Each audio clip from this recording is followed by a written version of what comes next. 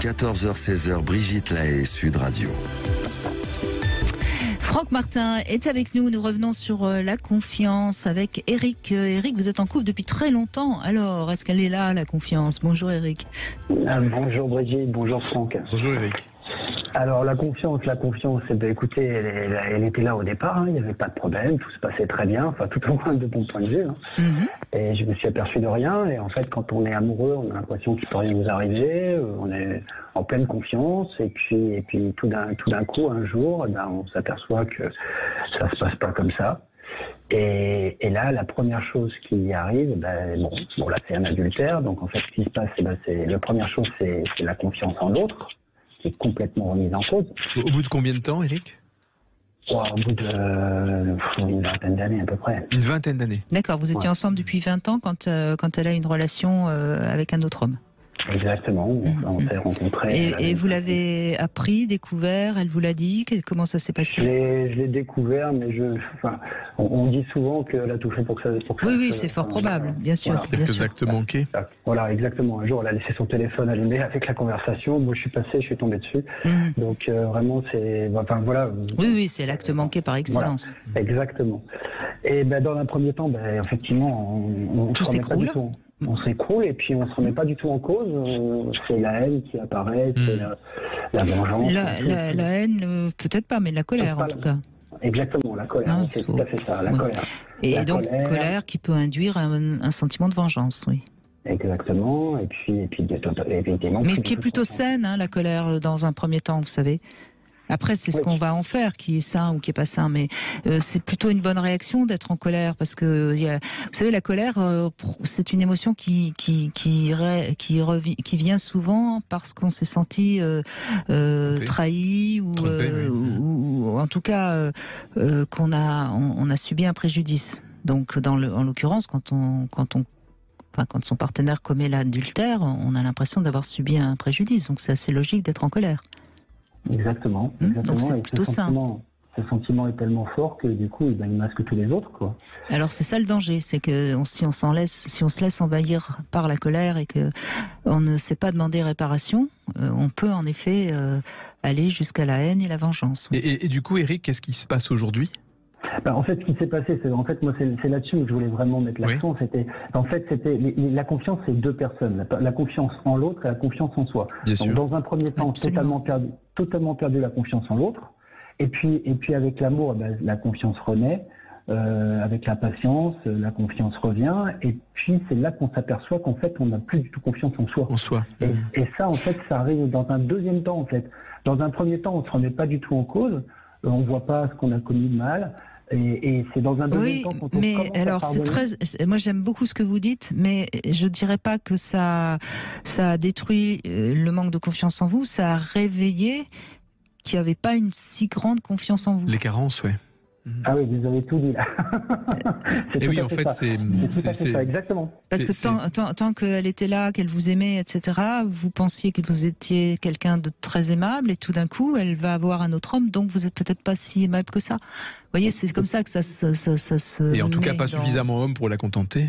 C'est exactement ça, en fait, si vous voulez, c'est-à-dire que l'amour que j'avais, c'était masquer ce manque de confiance en moi, et le jour où j'ai découvert le poteau rose, en fait, dans un premier temps, je m'en suis pas rendu compte, et dans un deuxième temps, impossible de retrouver confiance en soi. Mais du coup, c'est peut-être des mots un peu antinomiques, ce que je veux dire, mais c'est mine de rien, dans cet acte-là, un cadeau qu'elle vous fait. C'est-à-dire le fait de vous obliger... Elle allume une lumière en vous. Exactement. Mais c'est tout à fait ce qui s'est passé, parce que ça c'est un acte qui a eu lieu depuis. Parce que vous êtes toujours ensemble, donc ça montre bien que vous avez su, comme je dis souvent, ranger votre bordel. C'est tout à fait ça. C'est tout à fait ça. Enfin c'est un travail de quotidien. Au quotidien. C'est facile d'en rigoler quelques années plus tard, mais c'est pas un tiroir qui se ferme. Ça c'est sûr.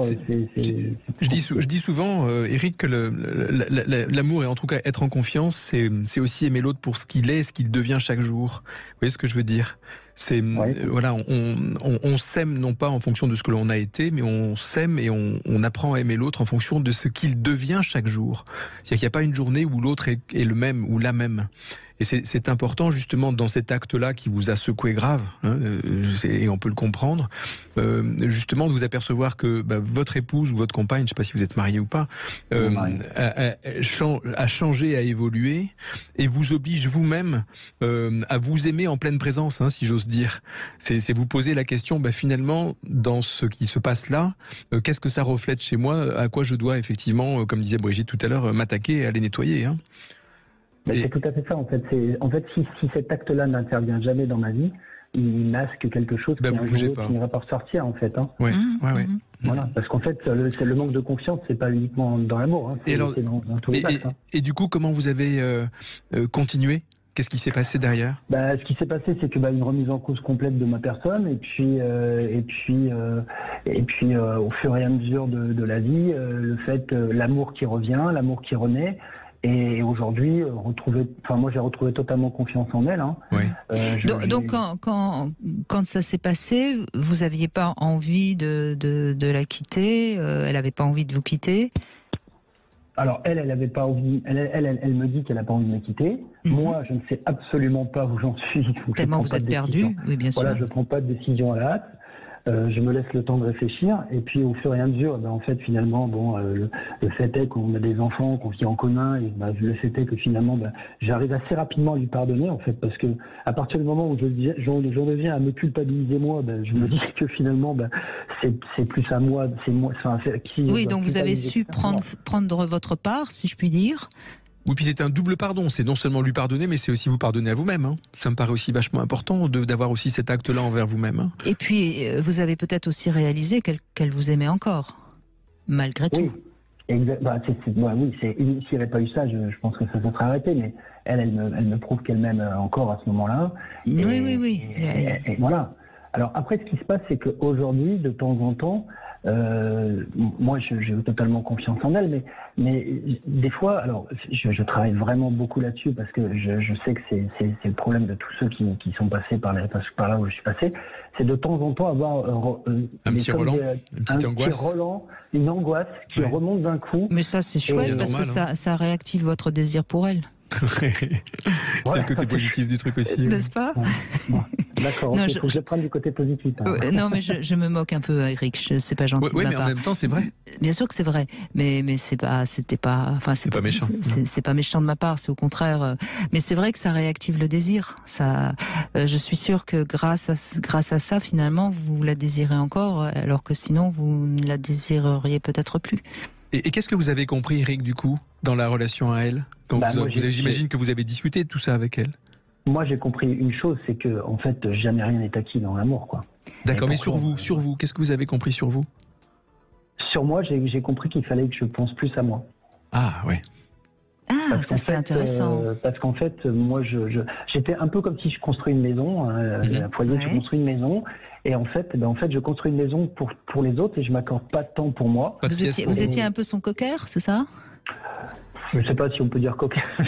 Non, mais je veux dire par là que vous étiez un petit peu en train de la regarder toujours avec des yeux pleins d'amour, et puis et puis comme un chien regarde sa maîtresse, quoi. Et donc quelque part. Moi, oui, je suis toujours en extase devant elle. Ça, ouais, mais ça c'est pas. Oui, et donc forcément à un moment donné, ça a pu lui donner envie de voir ailleurs. Et puis c'est important qu'elle puisse sentir qu'elle peut vous perdre. Bah oui. Oui, donc voilà, c'est exactement ça. C'est-à-dire qu'en fait aujourd'hui. J'ai mes activités à moi, mes loisirs à moi, et le fait que justement j'ai certains mystères pour elle, et du coup. Oui, vous vivez plus à travers elle. Voilà. Exactement. Je suis plus en attente d'elle. Oui. C'est toute la difficulté, c'est effectivement d'avoir cette espèce de leurre, de chercher et de trouver le bonheur dans l'autre. Alors qu'on sait très bien, on le sait pas toujours au début justement, mais en tout cas on se rend très vite compte que le bonheur c'est pas dans l'autre qu'on le trouve, c'est en soi, et c'est parce que vous le trouvez en soi et que vous trouvez cette capacité à vous occuper de vous-même que l'autre éventuellement se réintéresse à vous de manière totalement différente. Et qu'il y a un vrai équilibre précisément entre un couple qui n'est pas fusionnel, mais un couple qui crée la fusion de temps en temps, mais qui personnellement s'occupe de lui. Vous voyez ce que je veux dire ? Tellement vrai, parce qu'en fait je m'aperçois que si je suis routinier dans ma vie, si je suis toujours en attente d'elle ou des enfants ou ce genre de choses, en fait, finalement, il n'y a plus de surprise, il n'y a plus rien. Et pour moi, ça me convient. pour elle, finalement, ça ne peut pas lui convenir. Et ça, je l'ai compris. Et oui, c'est vrai que les femmes n'aiment pas les maris en pantoufles. C'est triste, hein. Mais enfin, en tout cas, votre témoignage, il est formidable, il est joyeux, parce que vous avez fait un sacré chemin, et je suis sûre que votre couple aussi a fait un sacré chemin. Ouais. C'est formidable. Merci vraiment, Éric, pour ce témoignage. Merci à vous.